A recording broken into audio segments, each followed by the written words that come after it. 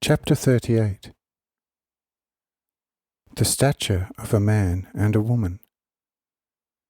Procreation, pregnancy and birth. The constitution of the children.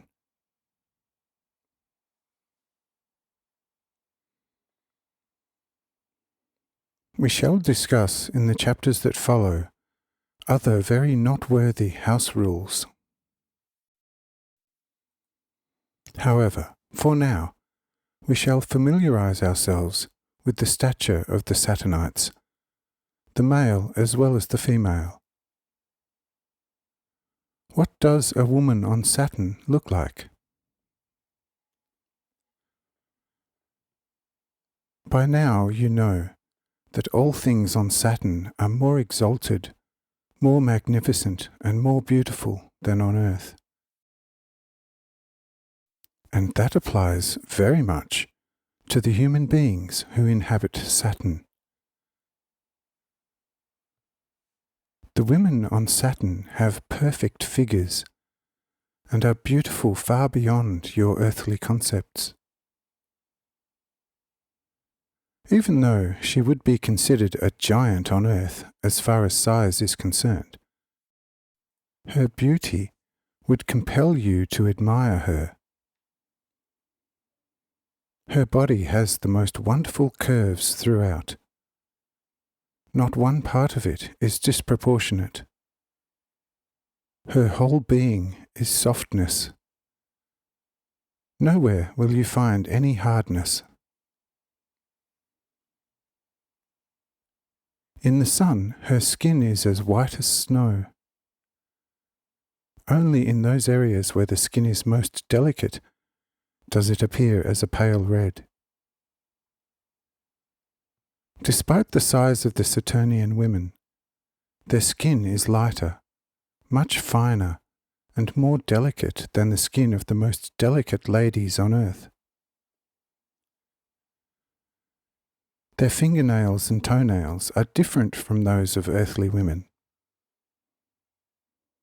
The colour of the nails is as if someone were to gently cover polished gold with a crimson colour. However, where the nail grows past the fingers and toes, the nails assume the colours of the rainbow. Therefore, the women on Saturn are adorned by nature more beautifully than the women on Earth would be even while wearing the most beautiful gold rings. The bosom of a woman on Saturn is elastic and developed to perfection, and the colour of the skin has a reddish tinge. At the same time, it is so truly ethereally delicate that even the bosom of the most delicate ladies on Earth would be like a hard pebble by comparison. The neck is neither too long nor too short, but rises above the shoulders in the most beautiful and harmonious proportion to the body. The neck is adorned with a truly heavenly, beautiful head. Any exception to this is a rarity. The forehead is of medium height and dazzling white. The nose is straight, sublimely soft and gentle in all its parts. The eyes are most exceptionally large. The pupil is pitch black, the iris completely azure blue, and the remainder of the eyeball extremely white.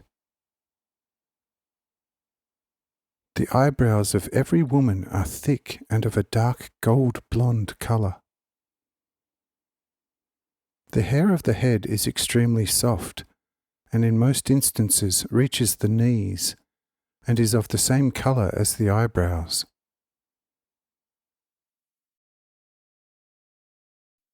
The mouth is proportionately small. The lips are crimson red. Behind these beautiful lips, the upper and lower jaws are adorned with the most beautiful pearly teeth. The chin protrudes a little and is slightly reddened, just like the cheeks. The ears are small rather than large in relationship to the head, and are also slightly reddish in colour. This completes the description of the stature of a woman on Saturn. Do not assume now that in a physiognomical respect one woman resembles the other. On Saturn, the same rules applies as on Earth. You will not among 10,000 faces find two that look alike. Now, if you can imagine the figure described wearing the clothes described in the previous chapter, you should have an idea what such a woman looks like. This completes the description of the Saturnian woman. We shall now turn to the Saturnian man. What does a Saturnian man look like? As you already know, a man on Saturn is considerably taller than a woman. That is something that does not occur too often on Earth. On the average, a man on Saturn is usually 15 to 20 feet taller than a woman. Initially, you will probably find such a ratio a little peculiar. When you take into account that on Saturn a woman, when compared to a man, is proportionately the same as a 10 to 12-year-old girl compared to a fully grown man. But when you find out that the act of procreation between two Saturnites is quite different from procreation on Earth, then you will agree that the variance in proportions is quite proper. Since we have touched on procreation, we will say a few words about it before we continue with the shape of the Saturnian man. How do Saturnites procreate? Through the sole love and firm will, exactly as it could have occurred on Earth, if only man had not fallen away from me before I could bless him.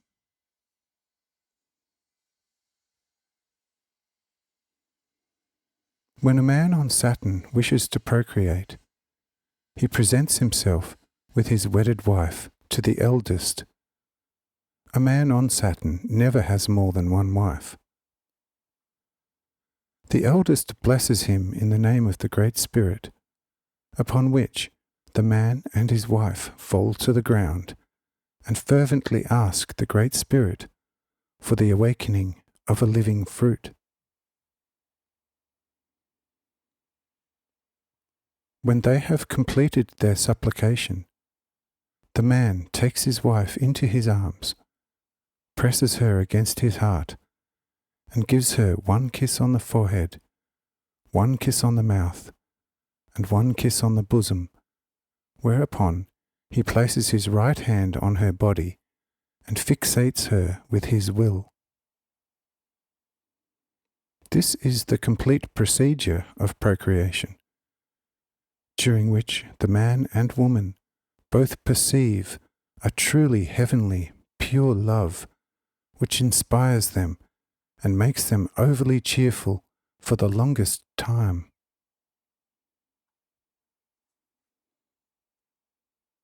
Once the procreation has occurred, both spouses fall to the ground again and thank the Great Spirit for it, and at the same time they ask him to bless the fruit so that it may prosper. Upon which they present themselves to the eldest again, who will bless the wife, and after that her husband blesses her. On Saturn, a pregnancy has a duration of only 3 months, and the woman has no external signs other than a more lively coloration of her bosom. The birth is without pain. At birth, the children are very small, about the size of a 5-year-old child on Earth. However, they grow very quickly, and in 3 Earth years are anywhere from 72 to 90 feet tall.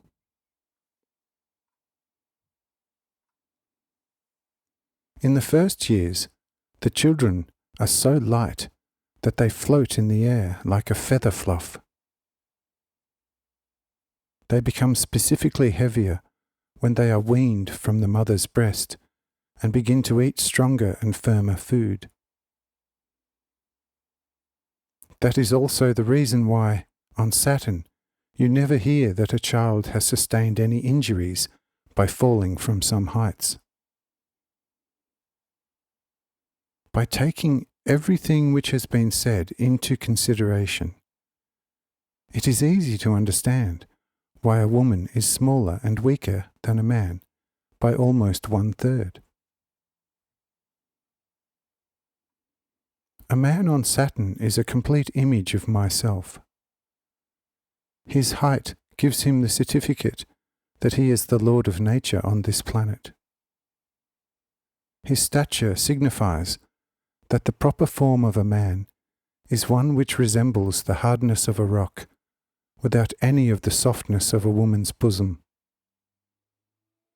He should be, in every aspect, the image of the one who created him, containing within himself all the perfection of energy, might, strength, firmness, will, and the magnificence and beauty of all forms. Therefore, if you would like to imagine the form of a man on Saturn, then you have to imagine a perfect youth on Earth, one upon whom the muscles still show some kind of continuity and not much separation. Transfer this perfect male human form to a Saturnian man, of course on a much larger scale, and you have his stature clearly before you. However, a man on Saturn has considerably finer skin than a man on Earth.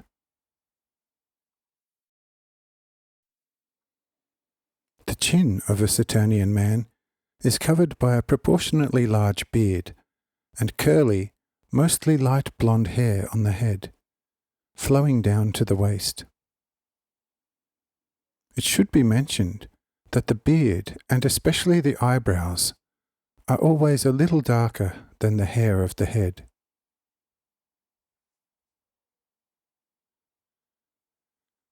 All parts of his body are in a most beautiful proportion.